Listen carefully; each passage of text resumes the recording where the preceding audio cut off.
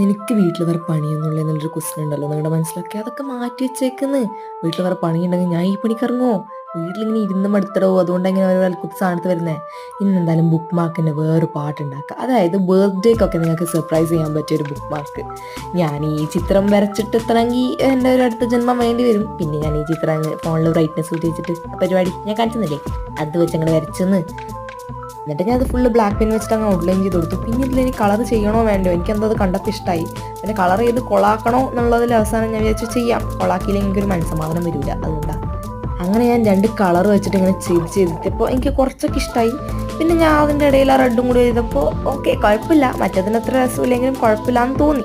പിന്നെ അത് കട്ട് ചെയ്തെടുത്തു. എന്നിട്ട് വേറൊരു സ്ട്രിപ്പ് പേപ്പർ എടുത്തിട്ട് പകുതിയായിട്ട് മടക്കുക, ഒരു ചെറിയ ഭാഗം ഒരു വലിയ ഭാഗം, ചെറിയ ഭാഗത്തിലോട്ട് ഇതിങ്ങനെ ഒട്ടിച്ചു കൊടുക്കുക. എന്നിട്ട് നമ്മുടെ ബുക്ക് മാർക്കായിട്ട് യൂസ് ചെയ്യാൻ പറ്റും. കുറേ നാളുകൾക്ക് ശേഷം ഞാൻ ഉണ്ടാക്കിയത് ഒന്ന് സക്സസ് ആയിട്ട് കിട്ടിയത്. എന്തായാലും ആരും ചാനൽ സബ്സ്ക്രൈബ് ചെയ്യാൻ മറക്കണ്ട.